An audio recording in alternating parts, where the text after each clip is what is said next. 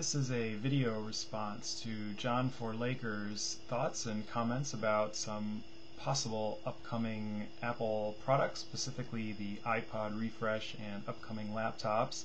And I certainly enjoy the rumor mill in the Apple world, and I thought I would take this opportunity to talk about some of my thoughts, more like specific subpoints actually of what John had said.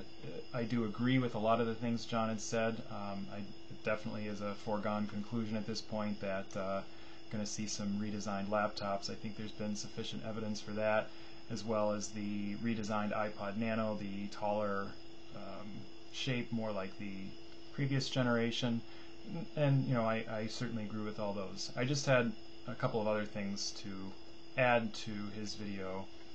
One of the things that John had talked about was the iPod Classic and larger capacities, and as of right now I am not aware of a larger than 160 gigabyte drive available in a 1.8 inch form factor. So at this point I would find a size increase to be unlikely, although it's certainly possible that something is coming and Apple will have access to it before anybody else, so that's possible. But I also have to wonder, 160 gigabytes is a ton of space. 40,000 songs, I think, that's insane. And even for video, it's hundreds of hours of video, and I don't really know how anyone could use that much space short of just saying that they want everything with them at all times. So I guess I'm not really sure how practical it is. Price drop seems like a more reasonable option, or maybe some other new features, maybe GPS or something like is expected to possibly be added to the iPod Touch. So anyway, I just think on the classic size increase, a little less clear. Also, while we're talking about iPods, I think it's possible we might see a larger capacity iPod Touch, possibly all the way up to 64 gigabytes, although we might be heading out of the price range at this point, although the flash memory is getting cheaper and cheaper all the time, and a 32 gig iPhone certainly isn't out of the realm of possibility since there's a 32 gig iPod Touch. I also think we could possibly see additional Product Red items. That might be one way to jazz up the Classic line with a Product Red Classic, and I personally would really like a Product Red iPhone, but that may just be wishful thinking. So those are some of my additional thoughts on the iPod and iPhone possible updates. On the computer side, one of the issues that John talked about was Blu-ray, and there does seem to be some evidence that Blu-ray support is coming in future seeds of macOS 10.5 Leopard. But one of the things that I wasn't entirely convinced of in John's video, he was discussing the Blu-ray in, for example, the MacBook Pro. I would actually assert that a Blu-ray drive is not actually a Pro feature, especially with Blu-ray movies being very much a consumer item.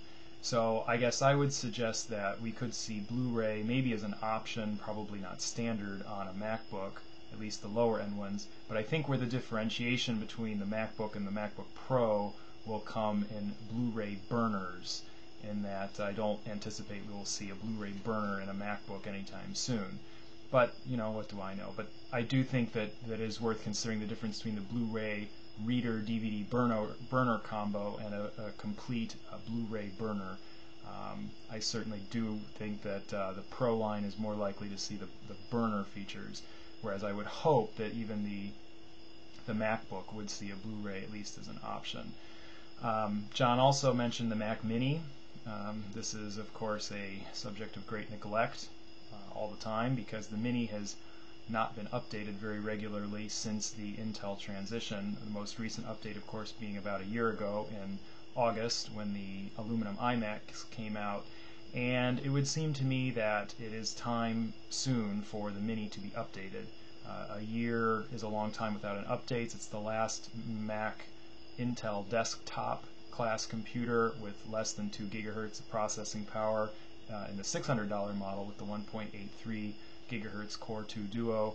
It just seems like if they're going to remain competitive with that product, they're going to have to continue to update it at least once a year or so, or it is going to start looking a little less powerful and a lot less appealing.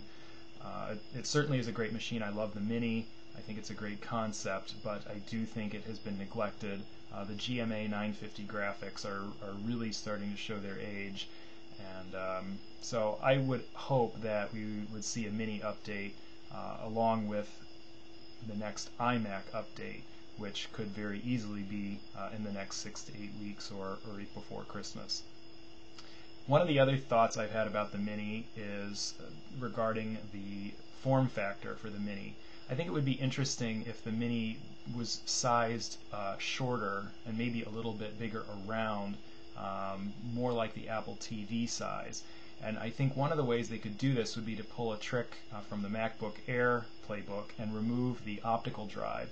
Because if you think about it, that optical drive really does take a solid amount of volume inside of the Mini, and they could very easily offer the same external optical drive that they offer for the Air.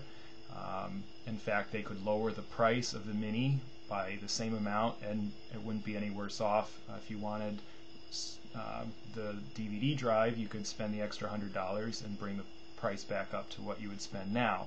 And that would be one way they could bring the cost of the Mini down, for example, from $600 to $500.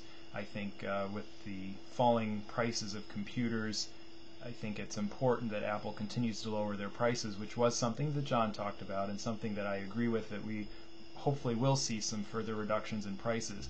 Ideally, I'd like to see a $500 Mini, a $1,000 iMac, $1,000 MacBook, and a $2,000 MacBook Pro with a little more features, maybe the middle of the line, and a $2,500 Mac Pro. But who knows? That's just me throwing out numbers. But it would be nice. And we did have the warning about the lower gross margins from the conference call in July. So who knows? It'll be interesting to see what happens, as always. And of course, we'll all know in a couple weeks, hopefully, what the new iPods are. And maybe a few weeks after that, or next month, what we have for the new laptops, or maybe iMacs and Minis. So, of course, stay tuned, and we'll see how right the rumor mill is. So, thanks for watching, and see you soon.